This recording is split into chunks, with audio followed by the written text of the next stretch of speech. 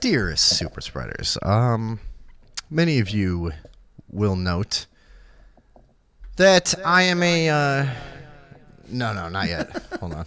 That I am a procurer of vintage and antique items, and I prefer to procure these items in the wild if possible. And this is an inkwell that I dug up in a creek bed. Now, you will recall the story about the marble, and Bremp, I think, was his name. I think I have some pictures of the marble. That took place in the 50s, right? Now, this inkwell dates back to about 1934. Oh. So, I'm assuming... Pre-Bremp. Well, Bremp's father may have been involved in this story. Okay. Bremp's father was a writer. Now, nothing meant more. Hold on a second, actually. Sorry about that. Oh, you know what? I meant to say, things like this. This is how the series goes. It's got to be consistent. Things like this, man, they make me imagine a different time. You know, they make me think, how did this end up there? What was the situation surrounding this? How could it have possibly happened? And you know, I get nostalgic and I look back and I think, you know, I like to think it went a little something like this. It was 1934. Bremp's father. Bremp. Name of Prelt. He was a writer, and for the time, now this is a different time, okay? We're talking rural Illinois, and even more rural than it was in the 50s. Now we're in the 30s. Okay. It's 20 years more rural. And At least. at least. Yeah, because it's exponential. Yeah. In reverse. And Prelt, now he was a forward thinker, okay? And he wasn't shy to befriend some local jazz musicians. And if we know anything about jazz musicians, they're black. So, back then. Now, Prelt was white. Rural Illinois in the 30s. Now, he's not shy about being seen in public together. And I'm sorry to say that so often in matters of lost items and creeks, there ends up to be a heavy racial component. I would prefer that were not the case, Obviously. but I can't control history. So None of us can.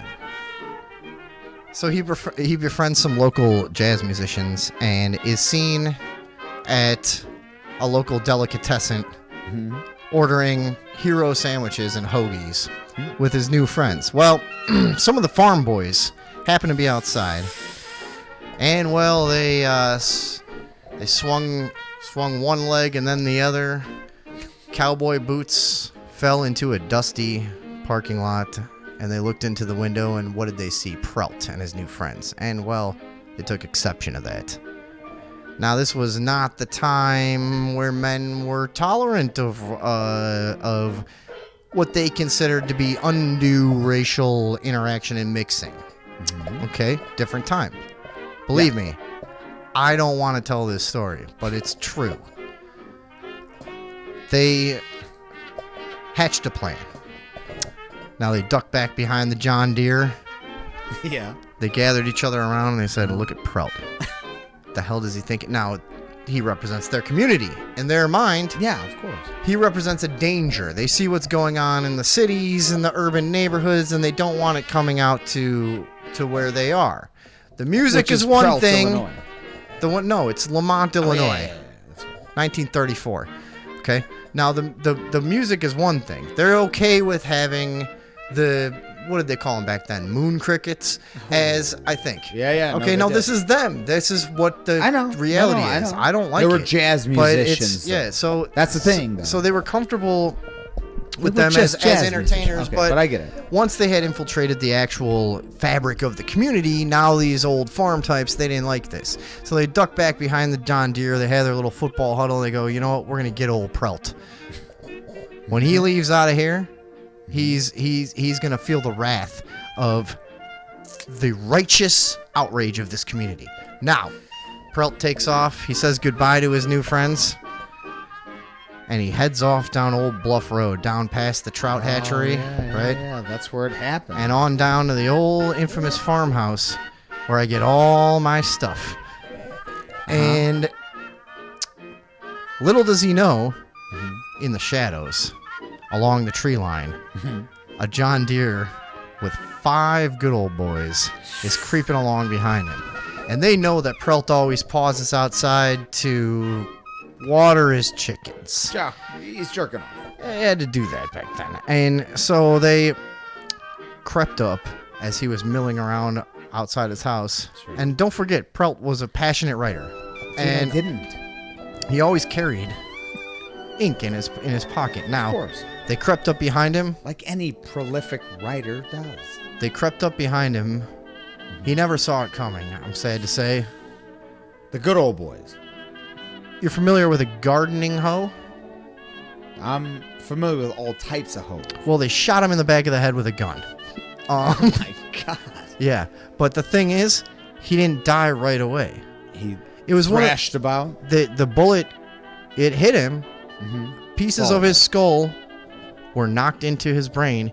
He was mortally wounded. It would turn out, but initially he retained some cognitive awareness. Okay. Now he lost most motor function right away, and he began spasming and convulsing on the ground. Yes. But his right arm, all of a sudden he realized, in the haze of obvious brain trauma, and I mean, brain and what- trauma, but at the same time, agonizing pain. agonizing pain, he His realizes entire body's he on has fire. retained motor control of his one appendage, his right arm, Yeah. and he thinks, if this is going to be the end of Prelt, I will record, as is my passion, and my undying love for poetry will live on, you know, Yeah, and I sure. will record my final thoughts.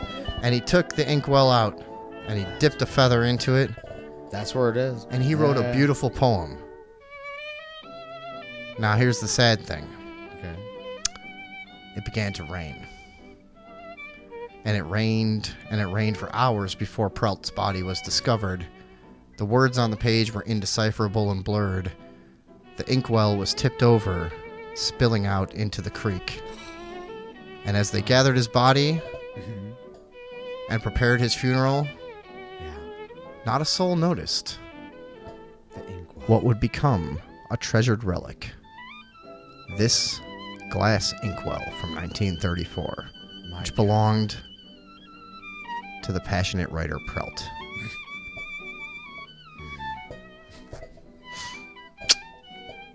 And 90 some years later, Here we are. I would dig it up, Here we are. and I would Talking about it, too. once again I thought we were done. give it an honored place Of course. on my mantle. Thank you.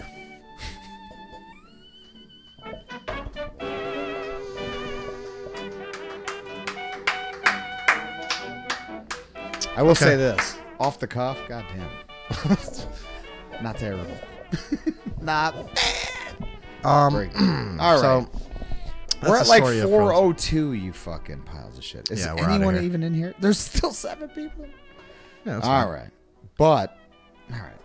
Yeah, we're going to go. I have to. It's so sad that all these things I find in the creek, they all have to do with a murder I know, it's weird. that was somehow racially motivated. Yeah, that's I hope the next that's one 2 in a row. I hope the next really. thing I find is something better, but I don't know. That's a good point. Yeah, I hope I didn't it's even think of that, but a yeah, better that story is of 2 how in it a ended up in the row. creek. Yeah, That is racially motivated. it's always a murders. white person who befriended black people And that one and was then was gruesome. murdered the by other one other was white gruesome, people. But this one was Yeah. more gruesome. Well, Anyways, here's hoping Yeah. that the next artifact I bring in from the Yes. creek had a much happier 100%. origin story. And I think they all fucking hope that the too. super spreaders will agree. Yeah, Okay. they're good people, All aren't right. they? Yeah. Let's get out of